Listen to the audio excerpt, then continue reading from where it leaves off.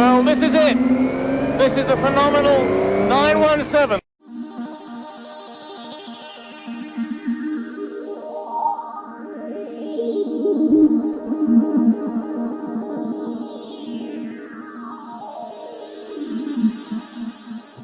Pas moins de 7 Porsche 917 étaient alignés pour les 24 heures du Mans 1970, le rendez-vous phare de la saison. On trouvait 3 917K pour le Team Wire, une 917 longue queue pour le Team Martini et deux 917, une courte et une longue, pour le Team Salzburg, plus une version K pour l'écurie vraiment très privée de David Piper. En plus de ces 917, on trouve également quelques 908, dont la fameuse voiture caméra utilisée pour le film de Steve McQueen. Dans l'autre camp, on trouve 6 Ferrari 512 répartis entre le team officiel et le NART. Ces 512 présentent encore une nouvelle configuration avec la Coda Lunga, l'interprétation de Ferrari du capot longue queue. Les essais qualificatifs montrent que les forces en présence sont assez équilibrées. La Porsche longue queue d'Elford signe la pole position, mais les Ferrari 512 sont toutes proches. Le duel promet donc beaucoup.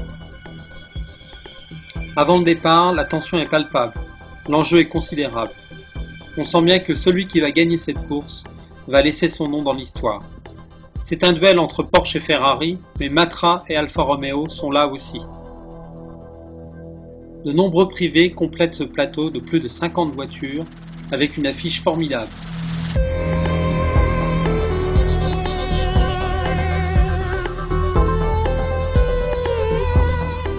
Et, dès le départ, le ton est donné. C'est à fond.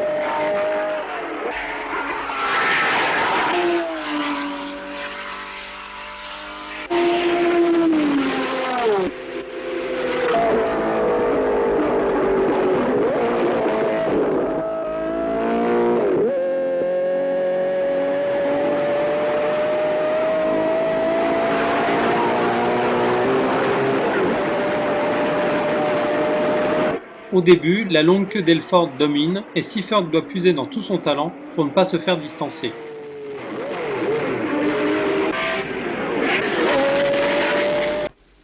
Et puis, la pluie apparaît et le rapport s'inverse. Seifert s'envole car Elford est à la peine avec la version longue, bien moins à l'aise que sur le sec.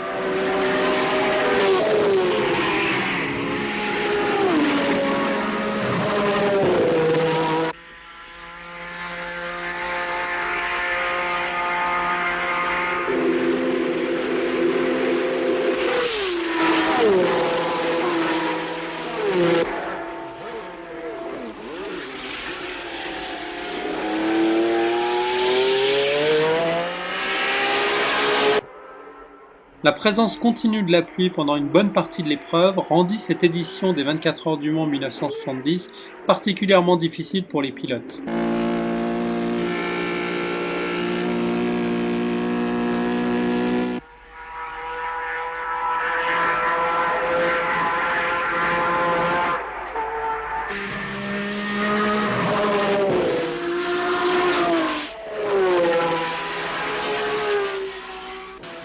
À la tombée du soir, Seifert, Ickx sur Ferrari et Halford restent groupés en tête, mais Le Mans est d'abord une course par élimination.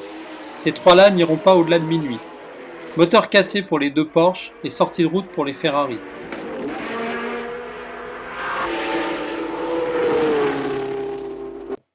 En plein cœur de la nuit, Ickx sur Ferrari prend la tête, mais il ne la garde pas longtemps, car il perd le contrôle à la chicane Ford.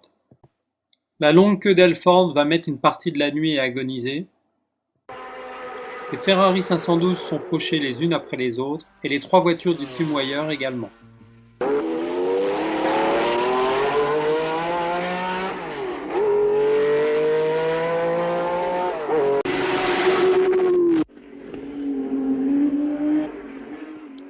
Finalement, l'affrontement en tête de la course se résume à un face-à-face entre la 917K du Team Salzburg, pilotée par Hermann et Atwood, et la 917 longue queue de l'écurie Martini, avec Larhouse et Kauchen au volant. Logiquement, la longue queue devrait être devant, mais c'est le contraire qui arrive. La pluie continue à beaucoup handicaper la voiture de Gerald Larhouse à deux niveaux. La buée est présente dans l'habitacle mal ventilé et le circuit électrique supporte mal cette humidité ambiante pour la même raison.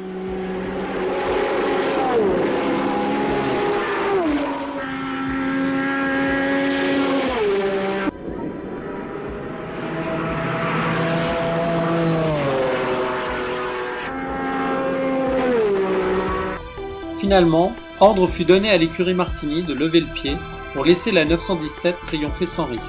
Cette fin de course à l'économie permet à la 917 longue queue de décrocher l'indice énergétique en plus de la seconde place avec la grosse prime qui allait avec.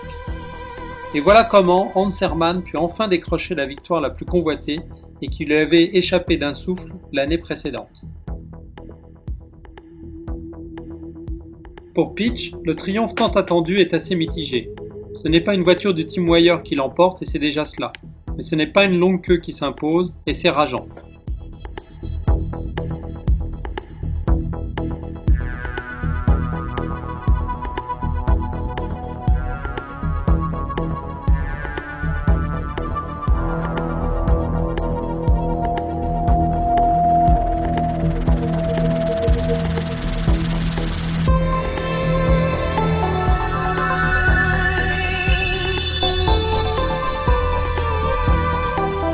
L'avant-dernière manche du championnat du monde des constructeurs de la saison 70 se déroulait à nouveau aux USA. Et, encore une fois, les Porsche de l'écurie Wire se sont baladés.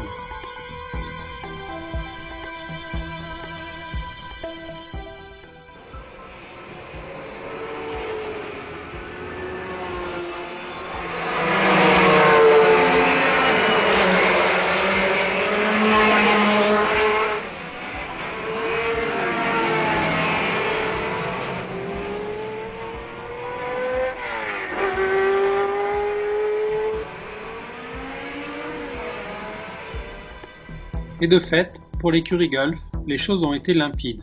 Pole de Seifert est doublé des pilotes Wire avec Rodriguez devant Seifert malgré une forte opposition en début de course de la part de la Ferrari d'Andretti.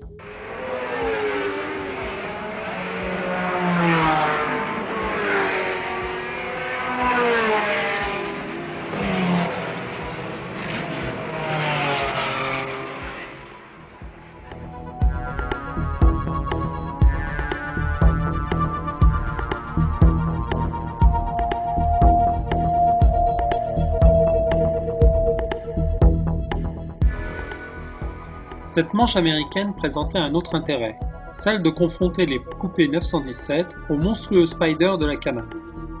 Sur le papier, les Spyder américains devaient être largement supérieurs aux prototypes européens du championnat du monde. Moteur encore plus gros, 7 litres et plus, et châssis plus léger. Pourtant, les 917 ont fait mieux que se défendre et la victoire n'échappa à Joe Seifert que parce qu'il était obligé de s'arrêter pour ravitailler.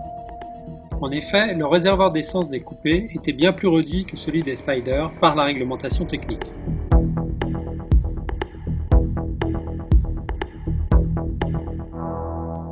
En Autriche, dans le jardin annexe des Porsche, Ferrari frappa un grand coup en présentant une évolution radicale de sa voiture, la 512M. M pour Modificata.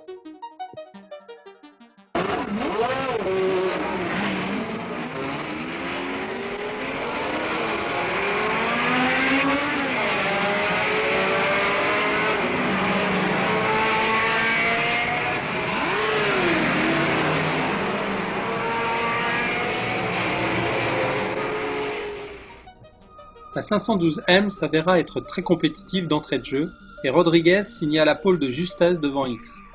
Dès le départ, la 512 rouge s'enfuit devant les 917. Mais si la Ferrari a enfin trouvé un avantage de compétitivité, la fiabilité ne suit pas encore.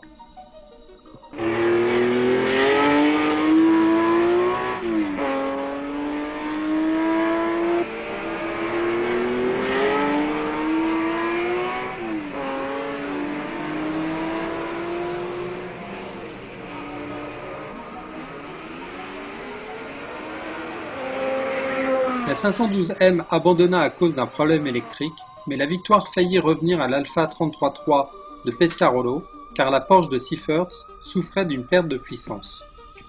Mais finalement, c'est l'Alfa qui craqua la première et Siffords-Redman signèrent une nouvelle victoire.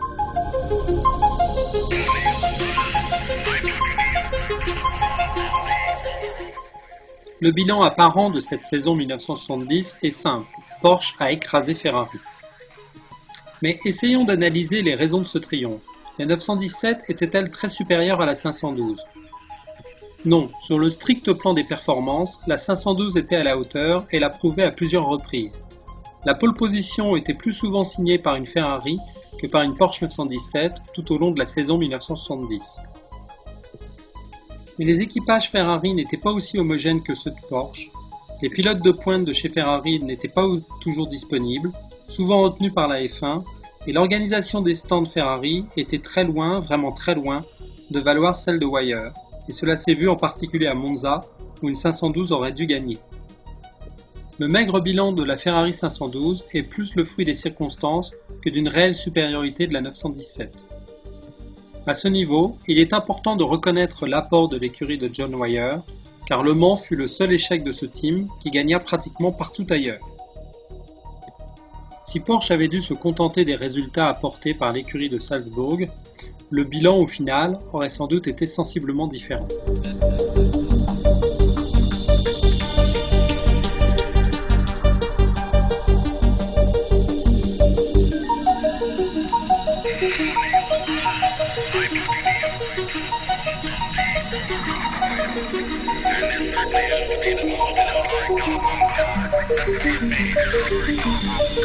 I just can't